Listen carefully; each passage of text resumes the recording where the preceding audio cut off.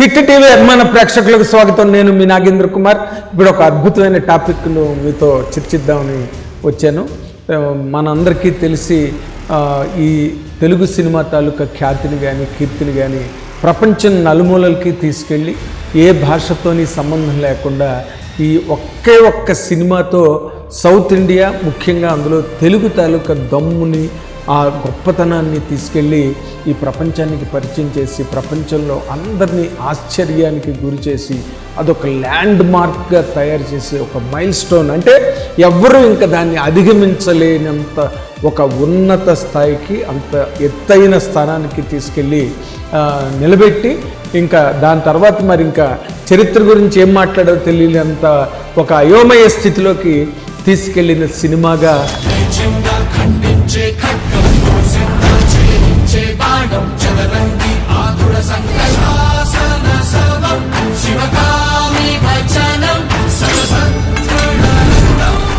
మనందరం కూడా బాహుబలి సినిమా గురించి మనం ఎప్పటికప్పుడు ఒప్పుకుంటూనే ఉంటాం, ఎప్పటికప్పుడు దాని గురించి ముచ్చట్లాడుకుంటూనే ఉంటాం.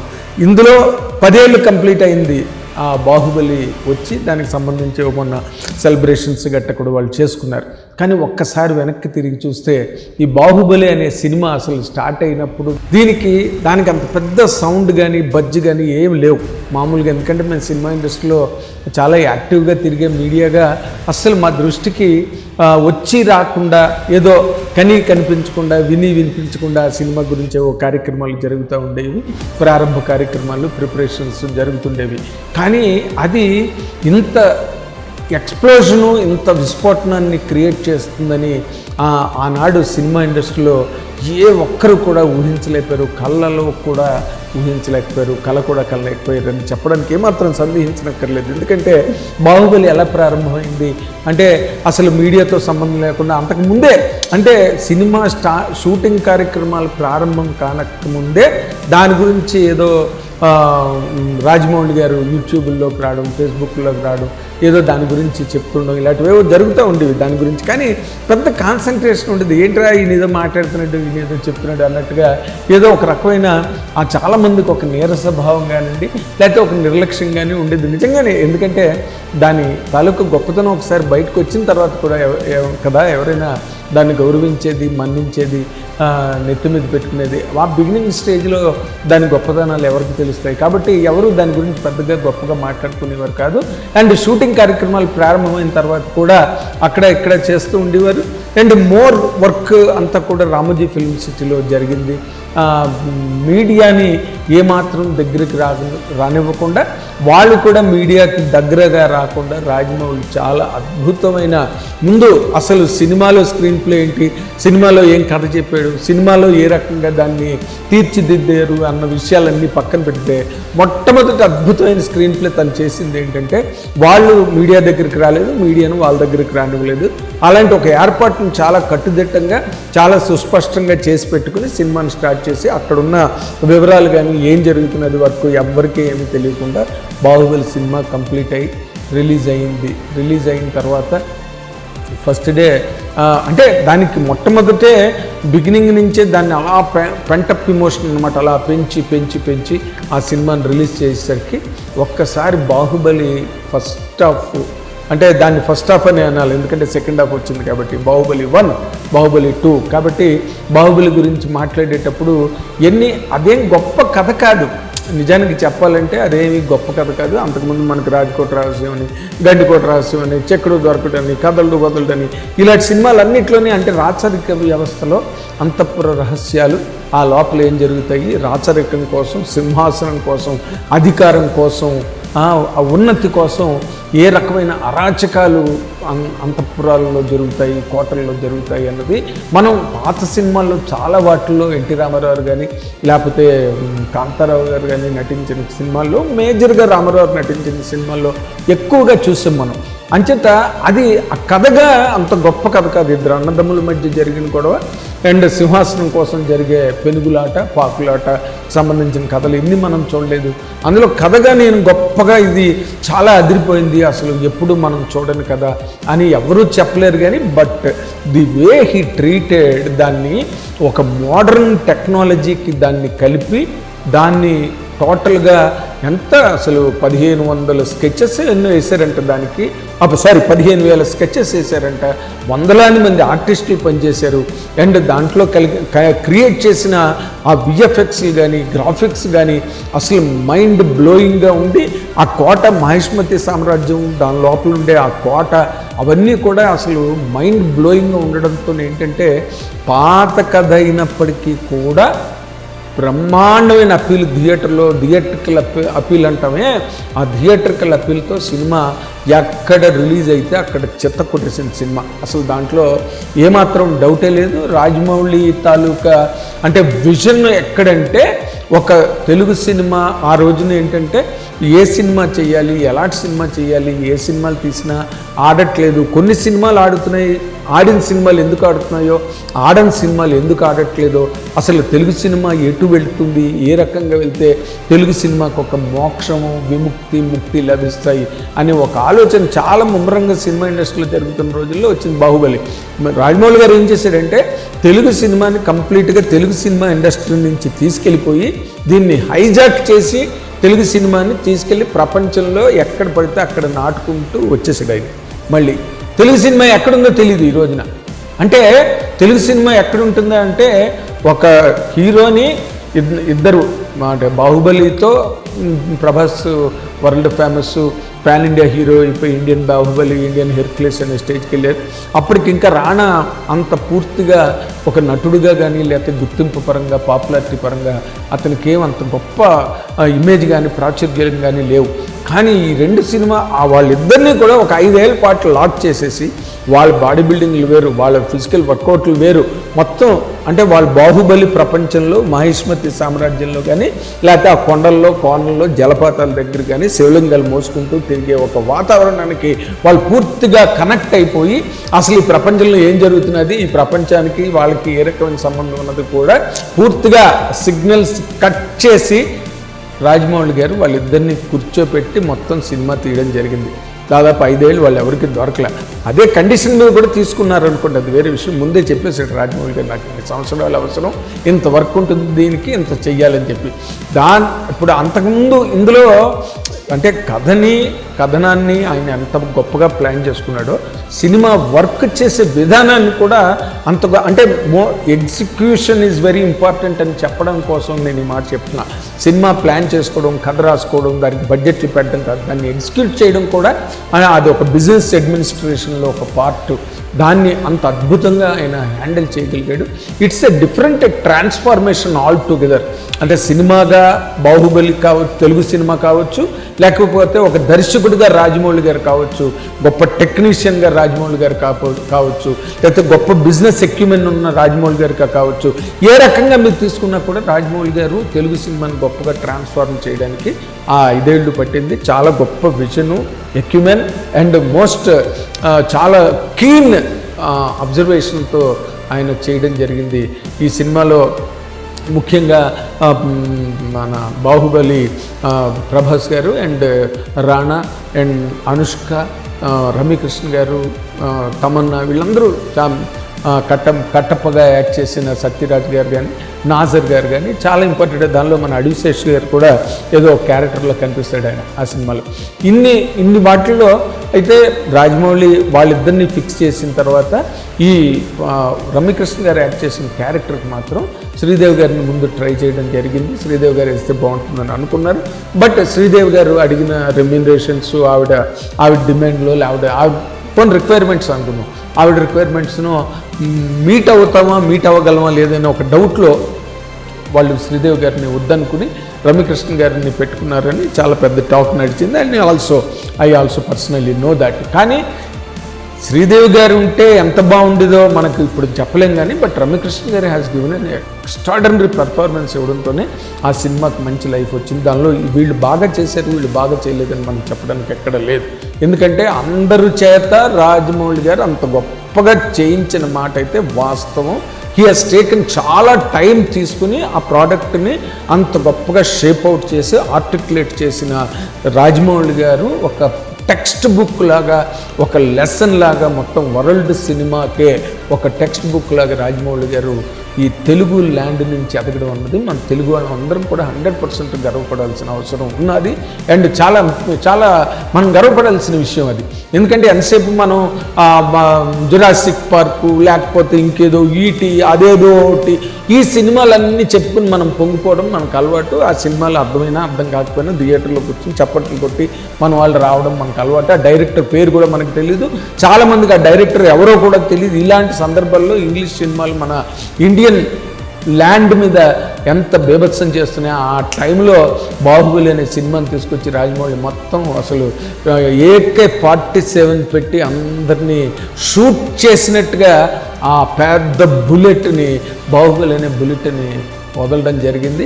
దానికి పెట్టిన బడ్జెట్ కానీ ఇంకా నేను I don't want to get in to that గుమస్తా సమాచారం ఏదైతే ఉందో, ఎన్ని రోజులు తీశారు, ఎంత డబ్బు ఖర్చు పెట్టారు, ఎన్ని వందల కోట్లు వచ్చాయి, అసలు అన్ని రకాలుగా కూడా అది పెద్ద ఒక పెను ఉత్పాతాన్ని సృష్టించాడు రాజమౌళి గారు. దానికి వందలకు బ్రహ్మాండమైన ఆ రోజుకి తెలుగు సినిమా ఇండస్ట్రీలో తెలుగు బడ్జెట్ని పెట్టారు ఆ సినిమాకి. అండ్ దానికి సంబంధించి అతను వరల్డ్ వైడ్ ఆ మార్కెట్ కానీ లేకపోతే ఏ లాంగ్వేజ్లోనైనా అది కలెక్ట్ చేసిన డబ్బు కానీ అసలు ఆ యాస్ట్రనామికల్ ఫిగర్స్ అనమాట. అంటే అంతకుముందు ఇండియన్ సినిమాలో చాలా సినిమాలు చూడని ఆ ఫిగర్స్ అన్నిటినీ, ఆ స్టాటిస్టిక్స్ని బాహుబలి చూసింది. అండ్ ఇండియాకే కాదు వరల్డ్కే చూపించింది బాహుబలి. అంత గొప్ప ఒక దాన్ని ఒక తెలుగు సినిమాని అంతర్జాతీయ స్థాయికి తీసుకెళ్ళి, అసలు అంతర్జాతీయ వరకు ఎందుకు, బాలీవుడ్కే మన తెలుగు సినిమాలు తెలియవు. ఎంతసేపు అవి వచ్చి కావాలంటే ఇక్కడ డబ్బుడు సినిమాలు చేసుకునే పరిస్థితి, ఇక్కడ హిందీ సినిమాలు అంటే పిచ్చెక్కిపోవడం. తమిళ సినిమాలు కూడా ఇంకా బాలీవుడ్కి ఇంకా బాగానే పరిచయం, కానీ తెలుగు సినిమాలు ఎవరికి అక్కర్లేదు. ఏదో ఆ రోజుల్లో చిరంజీవి గారు పట్టుబట్టి ప్రతిబంధ అనే సినిమా చేయడం వల్ల తెలుగులో ఇంత దమ్మున్న హీరో ఒకళ్ళు ఉన్నారు అన్నది బాలీవుడ్లో అర్థమైంది. ఆ తర్వాత వాళ్ళందరూ ఆయనకు పాదక్రాంతం అయ్యారు, అది వేరే విషయం. గోవిందా కానీ అనిల్ కపూర్ కానీ వీళ్ళందరూ అవుట్ ఆయన తాలూకు పాపులారిటీ ముందు. కానీ తెలుగు సినిమాగా బాలీవుడ్ని డామినేట్ చేసి బాలీవుడ్ని గడగడలాడించిన సినిమాలు ఏమి తర్వాత మళ్ళీ రాలేదు ప్రతిబంధ తర్వాత. దాన్ని అన్ని రకాలుగా 360 డిగ్రీస్లో తిప్పి తిప్పి తిప్పి అసలు విష్ణు చక్రం వేసినట్టుగా రాజమౌళి గారు బాహుబలి సినిమాని వేశారు. అండ్ అది అన్ని రకాలుగా చరిత్రను క్రియేట్ చేసింది. కాకపోతే ఏంటంటే దానిలో ఎన్ని స్పెషాలిటీస్ ఉన్నాయి, అసలు ఆ వార్ఫేర్ అన్నది క్రియేట్ చేసింది. అంటే ఆ రోజుల్లో ఎలా ఉండేది, ఎలాంటి ఏ విధమైన యుద్ధాలు చేసేవారు వాళ్ళందరూ. మనం ఎప్పుడో చదువుతుంటాం గెరిల్లా ఫైట్ అని, లేకపోతే ఇంకో రకమైన యుద్ధ రీతులు. ఆ రీతులన్నింటినీ కూడా చాలా విచిత్రమైన మౌల్డ్లు అవన్నీ తీయడంతోనే జనాలు గుమ్మైపోయారు అనమాట. అటువంటి ప్రజెంటేషన్ ఎప్పుడు మనం చూడలేదు. తెలుగు సినిమావే కాదు, అసలు ఇండియన్ సినిమా కాదు, వరల్డ్ సినిమాలోనే ఒకటి చూడలేదు. దాని నుంచి అందరూ అసలు బుర్ర తిరిగి కళ్ళు తిరిగి అనమాట, అందరికీ కళ్ళు అంటుకున్నాయి అసలు ఆ సినిమా వ్యవహారం అంతా చూసి. అండ్ దానికి తీసుకున్న అయితే బాహుబలి అనే సినిమా ఇంత గొప్పగా చరిత్రను సృష్టించి తర్వాత బాహుబలి సినిమా తర్వాత ప్రభాస్ గారు ఎక్కడో ఇందాక నేను అన్నట్టుగా ఇండియన్ రిప్లేస్ ఇండియన్ బాహుబలి, అసలు ఆయన రేంజ్ ఎక్కడికి వెళ్ళిపోయింది. ఎవ్వరికీ అందనంత స్థాయిలోకి ప్రభాస్ వెళ్ళిపోయి, అంటే అతను కనుక హిమాలయాల్లో నిలబడితే ఇండియా అంతా కనిపించేంత ఎత్తైన స్టేచరు ఇమేజ్ వచ్చేసాయి బాహుబలి సినిమాతో. తర్వాత మళ్ళీ రానా కూడా చాలా బిజీ అయ్యాడు బాలీవుడ్లోని, ఆయనకు మంచి కాంటాక్ట్స్ ఉంది, అఫ్కోర్స్ అది వేరే విషయం అనుకోండి. బట్ యాజ్ అన్ యాక్టర్ తనకు బ్రహ్మాండమైన ఒక క్యారెక్టర్ దొరికింది. ఆ నెగిటివిటీని పోషించే ఒక క్యారెక్టర్ రానాకు దొరకడం కూడా చాలా గొప్ప వరం రానా కెరీర్కి. అండ్ తను చాలా గొప్పగా నిలబెట్టుకున్నట్టు దాన్ని కీరవాణి గారు కూడా ఆయన స్థాయిలో ఆయన మంచి సంగీతాన్ని అందించారు. కానీ బట్ విజువలైజేషను, ఆ సీన్ కంపోజిషన్స్, ఆ ఇమోషన్స్ మీద ఆయన ఏం చేసినా బ్రహ్మాండంగా అనిపించింది. దేర్ వర్ కామెంట్స్ ఆ రోజున కీరవాణి ఇంతకన్నా అద్భుతంగా చేసి ఉండేవలసి వచ్చింది, ఎంతకన్నా మ్యూజిక్ బాగుంటే బాగుండేది, అవన్నీ వేరే విషయాలు. ఎందుకంటే once A land mark is a land mark for all times, for all reasons. కాబట్టి దానిలో డైలాగులు, దాని తాలూకు బ్రివిటీ, ఎంత సంక్షిప్తంగా డైలాగ్ ఉండాలి, ఇవన్నీ కూడా చాలా అద్భుతంగా గొప్పగా తీయడం జరిగింది. అండ్ దానిలో యాక్ట్ చేసిన ప్రతి యాక్టరు ఎక్కడికో వెళ్ళిపోయి చాలా గొప్ప బిజీగా, ఆఖరిని ఆ కాలకేయుడు క్యారెక్టర్ కూడా అంత వండర్ఫుల్గా సూపర్ హిట్ అయింది. దానికోసం మళ్ళీ ఆ లాంగ్వేజ్ని క్రియేట్ చేయడం కూడా రాజమౌళి గారు చాలా గొప్ప రీసెర్చ్ చేసి దాన్ని ఒక కిల్క్ లాంగ్వేజ్ని క్రియేట్ చేసి దానికి ఏదో చాలా కాన్సనెంట్స్ అవన్నీ చాలా అది వేరే సబ్జెక్ట్ కంప్లీట్గా. దానికి ఏదో మొన్న ఒక గుర్తింపు కూడా ఏదో ఆ లాంగ్వేజ్కి వచ్చిందని విన్నాను నేను, ఏదో మదర్స్ డే నాటి ఏదో ఆ మధ్యకాలంలో. అంటే వాళ్ళు చేసిన ప్రతి దానికి ఒక సైంటిఫిక్ అప్రోచ్, దానికి ఒక అకాడమిక్ ఎక్సలెన్స్, దానికి కావలసిన ఒక హిస్టారిక్ సిగ్నిఫికెన్స్ని క్రియేట్ చేయగలిగిన దమ్ము రాజమౌళి గారిది అయితే ఆ సార్థకత ఏదో బాహుబలి సినిమాకి లభించింది. కాకపోతే ఏంటంటే దీనిలోని ఒక్క విషయం మాత్రం చెప్పుకోవాలి. ఎందుకంటే బాహుబలి సినిమా వచ్చిన తర్వాత ఏంటంటే ఆయన 5 ఏళ్ళు 3 ఏళ్ళు 4 ఏళ్ళు చాలా సులభంగా హీరోల్ని ఆయన హైజాక్ చేసి పెద్ద హీరోల్ని తీసుకెళ్ళిపోతాడు రాజమౌళి గారు. ఆయన పిలవగానే పెద్ద హీరోలు కూడా ఏదో ఒక ల్యాండ్ మార్క్ మనకు ఇవ్వకపోతాడా అనే ఒక నమ్మకం నిజంగానే అధికంగా జరిగింది. ఇప్పుడు RRR వచ్చింది సినిమా, రామ్ చరణ్ గారు జూనియర్ ఎన్టీఆర్ గారు ఇద్దరిని మొత్తానికి లాక్ చేసి లూప్లో పెట్టేసి మొత్తం సినిమా అంతా కంప్లీట్ చేసేసరికి దానికి బోల్డ్ టైం పట్టింది. మరి ఆ టైంలో వాళ్ళు మొత్తం ఇంకో సినిమా చేయలేకపోయారు, ఇంకో సినిమా చేయడానికి వాళ్ళకి అవకాశం రాలేదు, ఇంకో నిర్మాతకి అవకాశం రాలేదు, ఇంకో దర్శకుడికి అవకాశం రాలే. వాళ్ళు కంప్లీట్గా లాక్ అయిపోయారు ఆ సినిమాలు. ఈ వాతావరణం తెలుగు సినిమా ఇండస్ట్రీలో ఏం చేసిందంటే మనం అలాగ తీసేద్దాం, బాహుబలిలాగా తీసేద్దాం, లేకపోతే RRR లాగా తీసేద్దాం, ఆయనది అది ఫ్లూక్ హిట్ కాదు బాహుబలి అనేది రాజమౌళి గారు RRR సినిమాతో మళ్ళీ నిరూపించుకోరు. ఆయనవన్నీ గొప్పతనాలే, ఇక్కడ ఎవ్వరు ఆయన్ని కించపరిచి మాట్లాడే మాట ఒక్కటి కూడా లేదు. ఏ మాట మాట్లాడినా అది తప్పే అవుతుంది ఆయన గురించి ఏదైనా వేలెత్తి చూపిస్తే.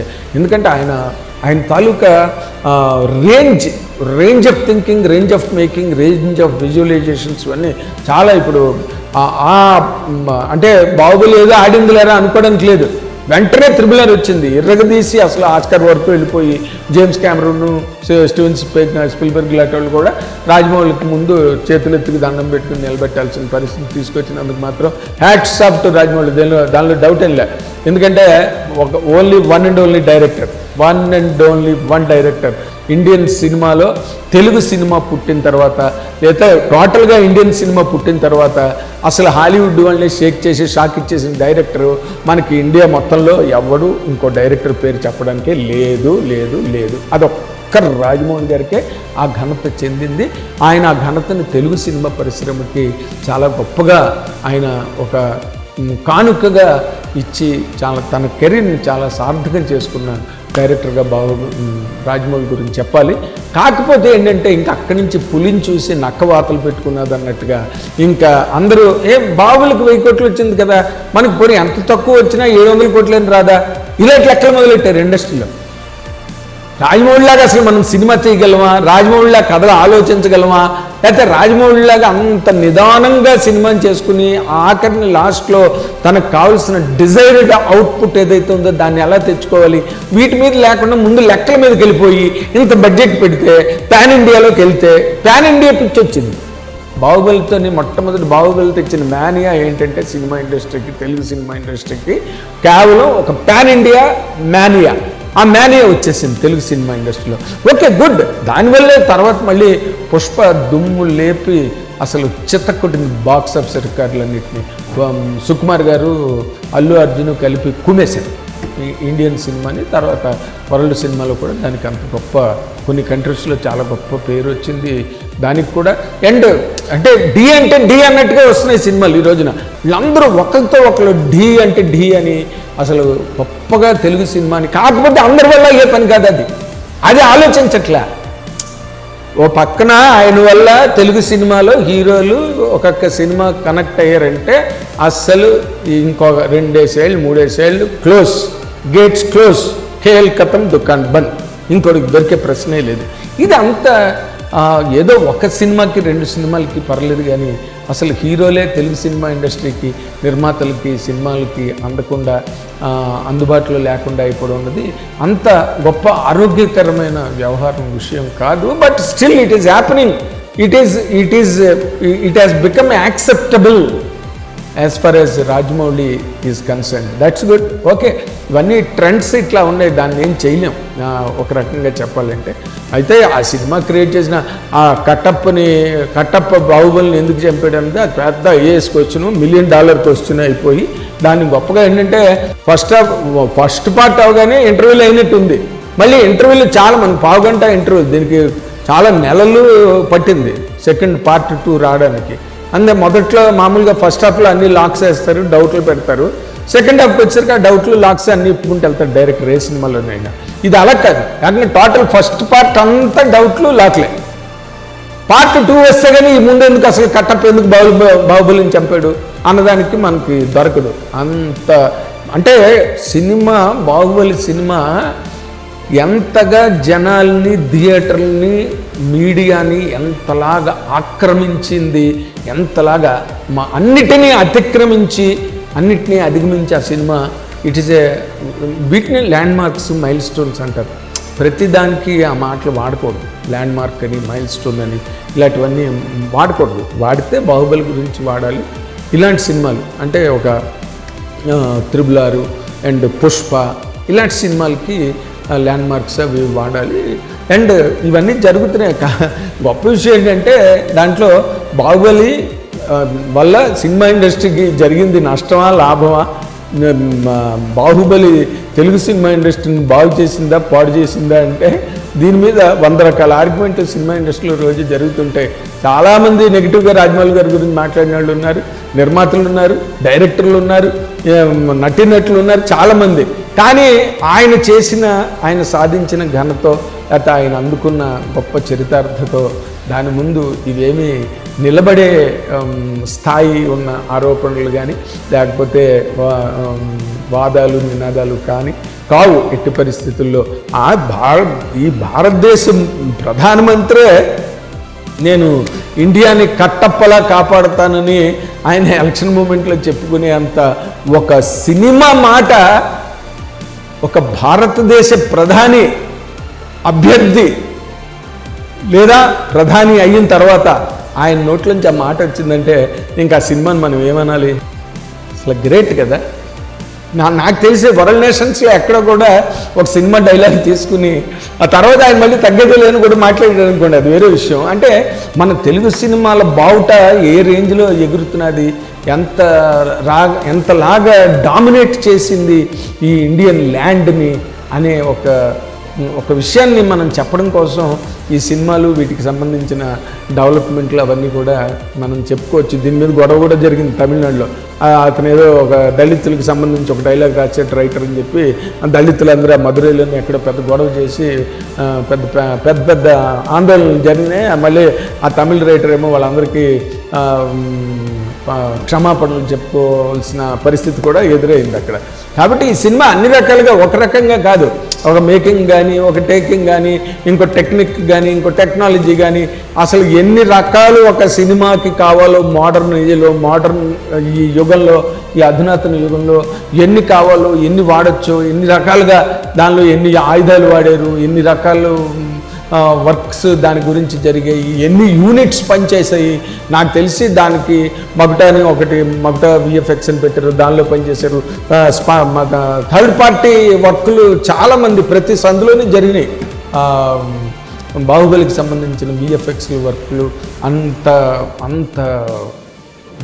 అసలు దాని గురించి మాట్లాడడానికి గంటలు రోజులు సరిపోని ఒక గొప్ప దృశ్య కావ్యం అంటామే మనం, ఒక కళాఖండం అంటాము చూడండి.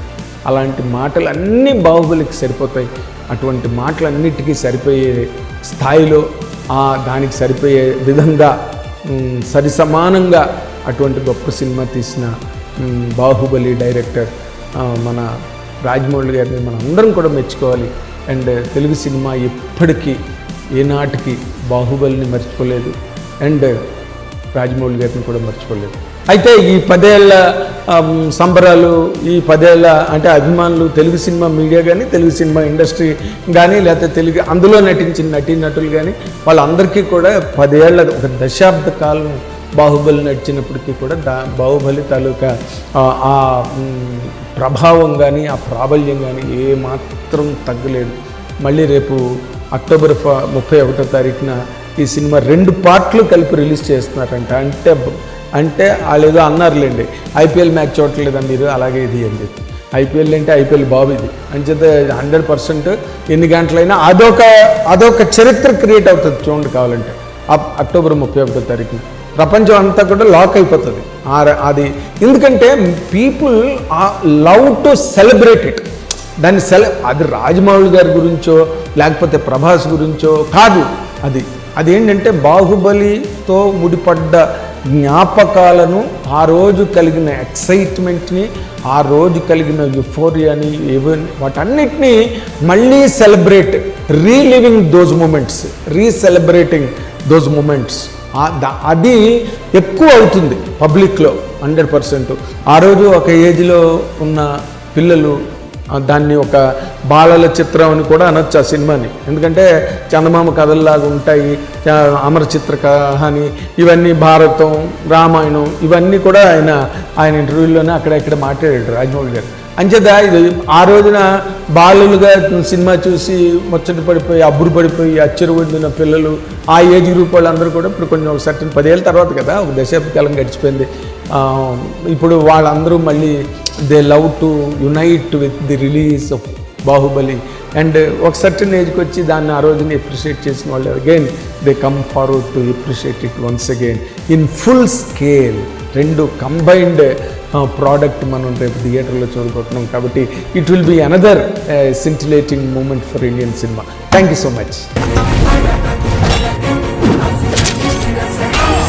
100 మందిని చంపితే వీరుడంటాం, కానీ ప్రాణం కాపాడిన దేవుడంటాం.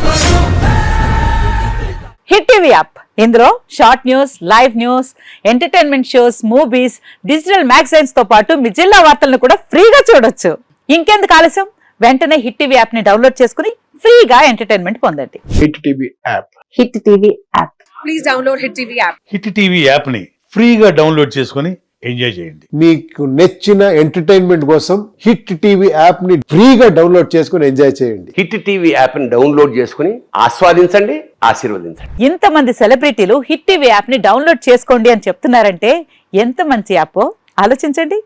అమెరికా అమెరికా అమెరికా అమెరికాలో చదవాలనుకునే వాళ్ళకి విశ్వసనీయమైన పేరు మన శౌర్య కన్సల్టెన్సీ. UK లో 1 year masters, UK లో 1 year masters, 2 years work permit up to 5 years visa. Contact Saurya Consultancy. Contact 89851 89851.